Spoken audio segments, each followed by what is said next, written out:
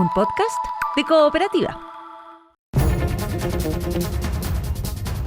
Mesa de reporteros y reporteras, y a esta hora en el diario de Cooperativa tomamos contacto con el delegado presidencial de la región metropolitana, Gonzalo Durán. Queremos hablar, por supuesto, de la tragedia que se vivió en la última jornada ahí en la comuna de Renca, pero necesitamos partir por otro tema también, lo que se está viviendo a esta hora en el centro de Santiago, con un CITE incendiado, cerca de 100 personas evacuadas.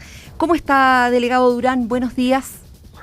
Buenos días, Verónica. Bueno, la verdad es que todavía bien conmovido con todos los acontecimientos de las últimas horas, y tal como usted señala, hoy partimos con un incendio estructural en el sector de Santa Rosa, que afectaría un CITE, una vivienda colectiva donde hay a lo menos 100 personas damnificadas y que se está trabajando intensamente por bomberos para contener el fuego. Se trata de 20 viviendas en ese CITE, que hasta ahora afortunadamente el incendio no deja lesionados ni víctimas fatales. Digo, son 20 viviendas en el CITE, pero viven al menos 30 familias y ya hablábamos de 100 personas evacuadas, o sea, una sobrepoblación en ese lugar, delegado, que no es el único en esas condiciones, ¿no?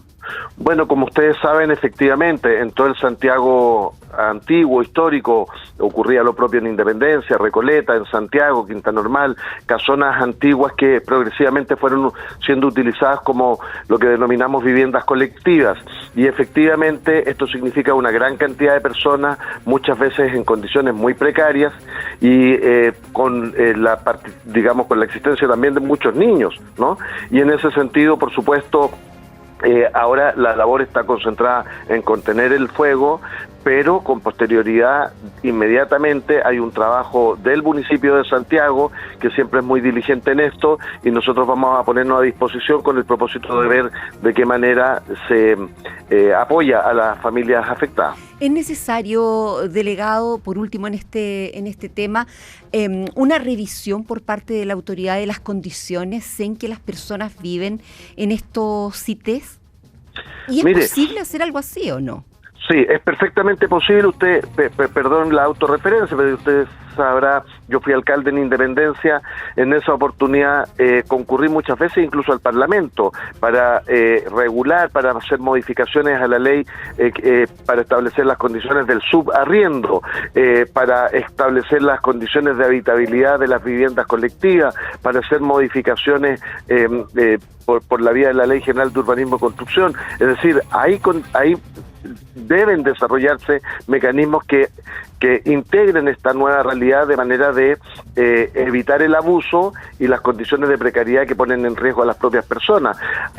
Yo vi muchas veces la experiencia de casas subdivididas irregularmente en piezas de 3x3 donde ponían familias en el interior. Entonces, efectivamente aquí hay cuestiones normativas que hacer y bueno, esperamos que estos lamentables hechos al menos sirvan de aliciente para efectivamente incorporar una legislación adecuada. Delegado Gonzalo Durán, vamos al tema de lo ocurrido ayer en Renca con la explosión de este camión que traía gas licuado desde la planta en Quintero hasta Maipú.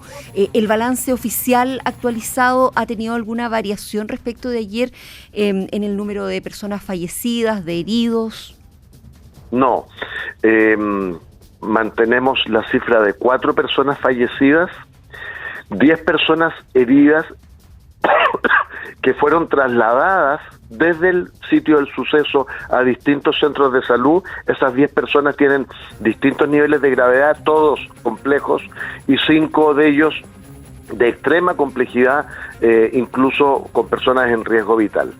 Adicionalmente hubo del orden de 7 personas identificadas que se trasladaron por sus propios medios con consideraciones de salud menores y que efectivamente también fueron atendidos en distintos centros de salud. Pero lo más grave persiste en del orden de 3 a 5 personas con un nivel de un porcentaje de exposición al fuego muy alto y que eso los mantiene en una condición de riesgo extremo, sin perjuicio servicio que hemos acordado que la condición particular de salud de ellos sea informada por los propios centros asistenciales. Ayer vimos una búsqueda de familiares de personas que se encontraban en ese momento en condición de desaparecidas, que no sabían dónde estaban, si estaban hospitalizadas o no en alguno de los varios recintos de salud que los recogieron.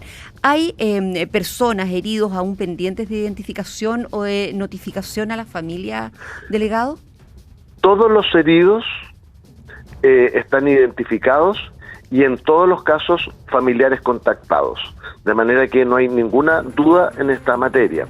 Y solo quiero aclarar, porque lo comenté con otro medio hace un rato atrás, en el momento en que se produce esto, por supuesto la prioridad es trasladar a las personas a los distintos centros de salud, y muchos de ellos, por razones obvias, no contaban con su documentación. Esta fue quemada, extraviada, en fin, y por supuesto las condiciones de algunos de los heridos tampoco permitían una identificación tan expedita, y eso fue lo que originó que personas tenían que concurrir de un centro a otro, porque no había manera de saber qué persona en particular fue trasladada a qué centro en particular. No obstante, inmediatamente llegados a los centros de salud, por supuesto hay una coordinación del centro de salud con el registro civil para procurar, por los medios que corresponde, establecer la identidad de las personas y contactar a la familia.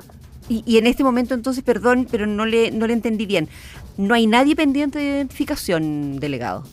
De los heridos. De los heridos. Sí. ¿Y por qué la precisión de las personas fallecidas, si hay alguien Porque que no en el haya sido caso de las identificado? personas fallecidas, por supuesto, se presupone quiénes serían las personas en virtud del rol que ejercían en alguna de las actividades afectadas. Voy a poner el ejemplo más evidente, el conductor del camión. Claro. Sin embargo, en estricto rigor, lo que corresponde es que el servicio médico legal realice los peritajes con el propósito de constatar científicamente la identidad de las personas, y ese proceso todavía está en curso. En términos de seguridad, delegado Durán, ¿hoy hay algún riesgo vigente en el sector de Renca donde se produjo el accidente? No, ninguno. Se trabajó muchas horas por parte de bomberos ayer, ustedes vieron, en una estrategia muy acertada destinada a garantizar la extinción de todo el gas a través de una llama que se mantuvo a propósito encendida para que fuera consumiendo el gas, y con una labor de enfriamiento de la bombona, digamos, del camión, ¿no?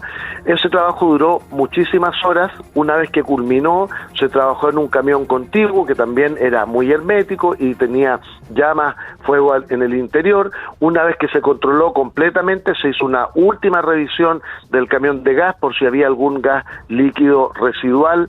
Hay que recordar que esto estaba volcado en la parte inferior. Una vez que se hizo todo ese peritaje, se entrega el sitio del suceso a las unidades especializadas de Carabineros, OS9, la BOCAR, la CIAT y Servicio de Encargo y Búsqueda de Vehículos, por la gran cantidad de vehículos afectados. Se trabajó en esos peritajes durante buena parte de la noche, hasta la madrugada, y después se inició el proceso de retiro de todos los vehículos, y estos ya fueron retirados, incluidos los camiones.